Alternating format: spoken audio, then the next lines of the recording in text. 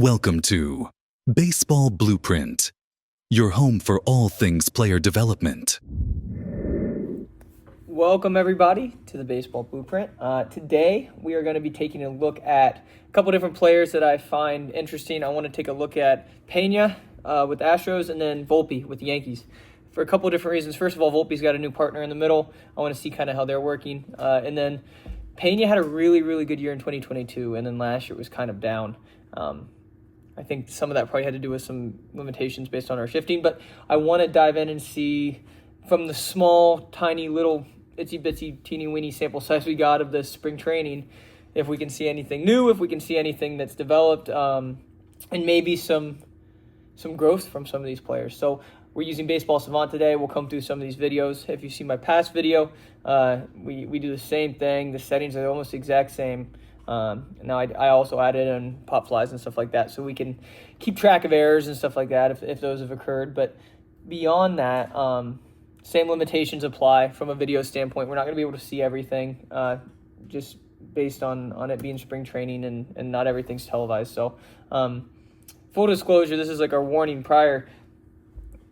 There's a reason why we don't track fielding percentage and we don't track all this other stuff during spring training. That's because we're working on stuff. We're sharpening our tools before we're ready to roll. So this is just for fun. This is nothing where it's like, okay, wow, look at that. That's rough. No, it's gonna be like, if we see something really good, let's take that and evaluate it and see if we'll kind of compare that as the season starts up.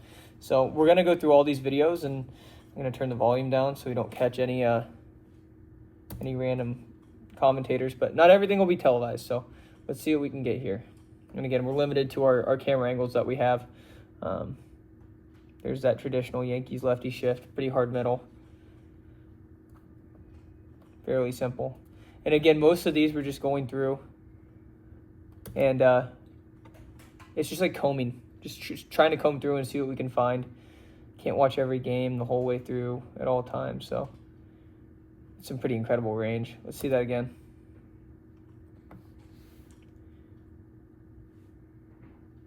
Wow. So what we don't have here, oftentimes the camera angle will have a visual of the player. We know that the limitation is Volpe can't be over second base at contact. So what a lot of I see from the Yankees, especially with Volpe, and I think Peraza when he's playing the middle will do this too, but kind of a shuffle step toward their left. Think like a new school vault, but in reverse across that baseline or more towards that baseline, so they have a boost across. But this is still an unreal amount of range covered. Like, you got a guy who burns out of the box. Volpe goes like that because he's trying to make a play at first, but what ends up happening is he slows it down just enough for Bay to get in the second. All right. Here's another one from him. Now we've got to force out.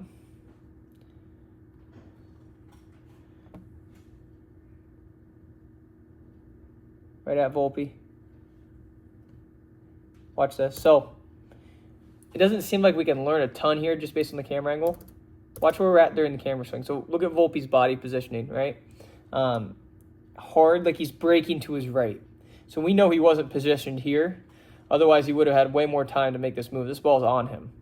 So we know Volpe's quicker than that. He's probably doing a vault across the base and now has to work back, which is fine because you've got a guy in Jazz coming across. But this is one of the scenarios where if Volpe was able to just turn the glove over and pick it as a backhand, he probably just runs through this and then turns a double play. But he went for a more high security play with this two-handed reception and Jazz falling away. And again, it's hard to tell like how much pace he has moving to his right. But I feel like fielding that off your right foot with two hands like that is probably not the most secure. Like if we're really comfortable isolating and working into a backhand, we can probably make that move and turn up. Let's see the next one here. Slitter, pitching. All right. Volpe to Rice. Ooh, I took the pitcher's head off. Yeah. This is an interesting base running on this play as well. You've got to know where the defense is positioned. There's really never a world where we go back there. If we know that ball's going to land near the base, Yeah, we want to go back on liners, but not on liners that hit in front of the base. We know he's not going to play that tight. It's a good play, though. This doesn't have a lot of data. I wonder if we even have video of this. Nope. Nope, nope, nope. And again, we won't have video for everything, but hopefully for most of these so we can get an idea of where we're at. There's our lefty positioning where Volpe's a little bit less middle. It was a cool play. I just don't know if that's... I don't know what this guy does down the line. It's Kiersey Jr. There's probably not a play at first for Volpe there. Remember, on those other lefties, Volpe's here now. On those other lefties, he was pinched hard. I think it probably just depends on spray charts and like pitcher matchup versus hitter matchup. Seems to be in the right spot though. Saved a run. It's just unlucky that the placement was what it was. Almost an incredible play there. Let's see. Stewart.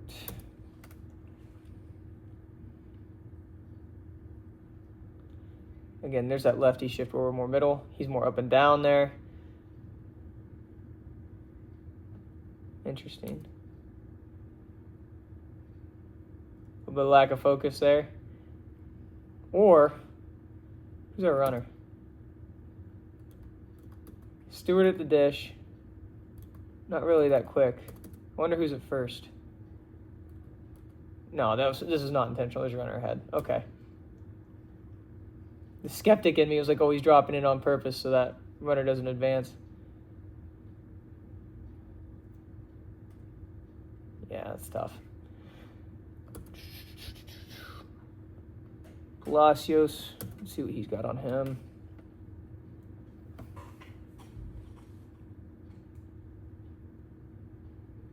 Laser. This is a play we saw in the last video. This moves Volpe back. He has the length and a hop. Takes him out of the equation to step on the base. So he's got to rely on either Jazz or I think that's Peraza to come across. Yeah, to come across and be an athlete. That's pretty cool. That was a sweet double play. Here's Sawinski again. I like watching the Sawinski guy. He plays hard, man. Moves well, too.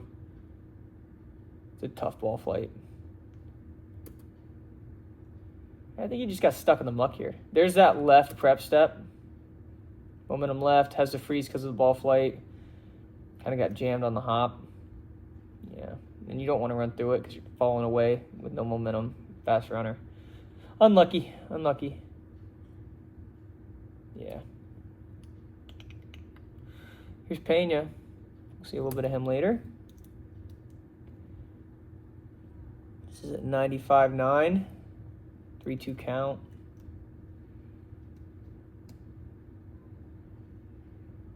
We're going to get cut off here. Spring training videos. Unlucky. Castro. Let's see it. I hate this camera angle. It's too tight. It's good hustle, good turn. That's the one thing I think that I've noticed with Jazz versus Gleyber.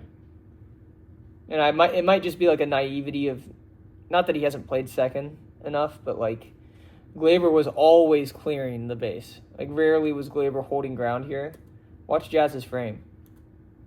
That runner goes hard through, he's taking impact, but Jazz is going right back through him. Like he held ground pretty well there. And that it could be the feed too. Like when we watch how Jazz sets up here, his left foot's going towards the back corner, it seems. Yeah. So his left foot's more on the back corner than like the middle, like inside part. Oh, you know what? I might be wrong there. It might be on top middle. It is, because watch the replacement. The foot's right in line with the back, or the front corner towards Volpe. Yeah, man. That's incredible that Chisholm can do all those like really polished moves at third and second and play outfield competently. Like it's pretty impressive. Stubbs here. Let's see what he's got going on.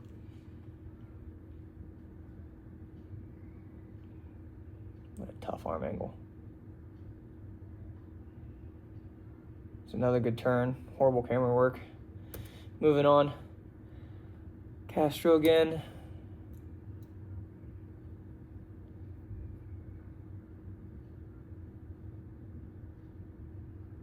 Fading away from him. Good play. Some hard run. That was nice.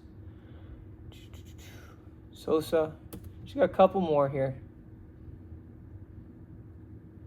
I mean, it looks pretty solid from what I've seen.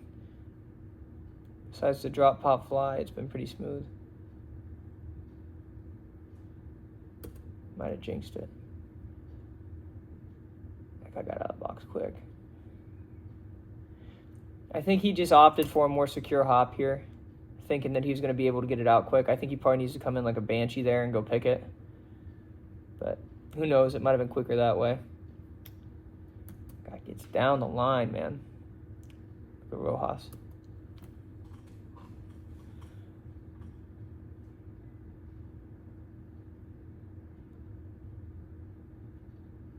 Yeah, smooth.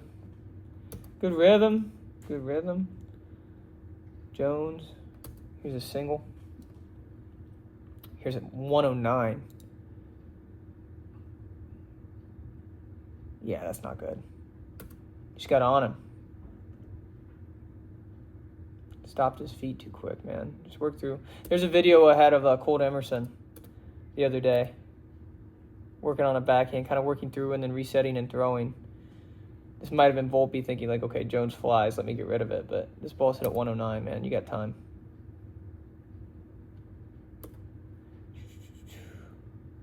Perez here. Prep step, little left momentum. Comes across the bag, pretty casual. I like it. I like that move, man. I don't see very many other groups doing that. It makes sense to me. If you would have shifted him over the bag previously, why are we not doing that now?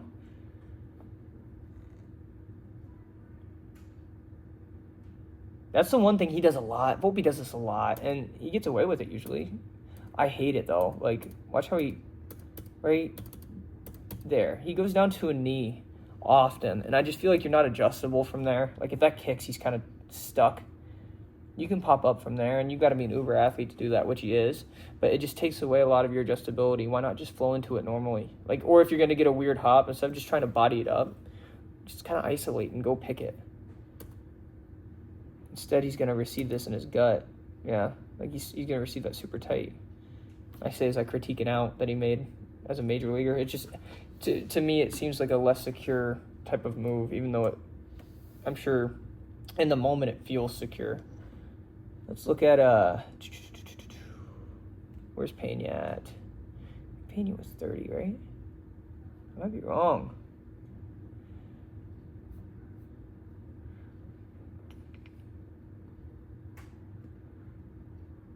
Should be.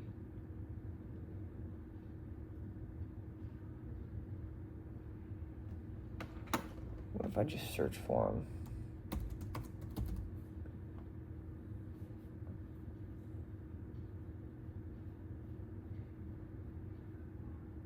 There he is. Only 6 reps to look at here, but we'll take a look at it. First one's from Acuna. Oh boy, Zach's playing first. Pretty cool. I mean, what a stretch from the kid. Look at that. DeCenzo can do it all, man. Outfield, third base. Elite third baseman. Play first. And a stretch. Wow. That's a heck of a play, too. A little spinorama. Receives it deep. Smooth. Do we get a replay? No, we don't. You close up on Zach's mustache, though. Fantastic. Let's go to Tyrone Taylor. Double play. Line out. Oh, boy.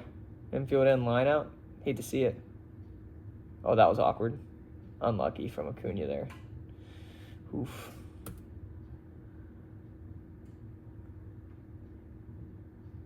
It'd be so sweet if I had like a high home cam here just to see Like, if we could stay in this camera angle to see what his prep step was, his like technique and timing was. Now we can see the positioning, which is important. Right? Usually when we go infield in, we stay at our whatever depth we would play him deeper, we would just cut it in. But what an unreal play. And they have the wherewithal to just turn and fire. Sets him up perfect for the feed to third. Pretty cool. Pretty cool. Here's Almora. Let's see it. Oh, yeah. Casual.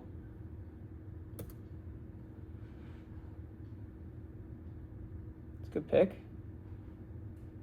Arm looks a little...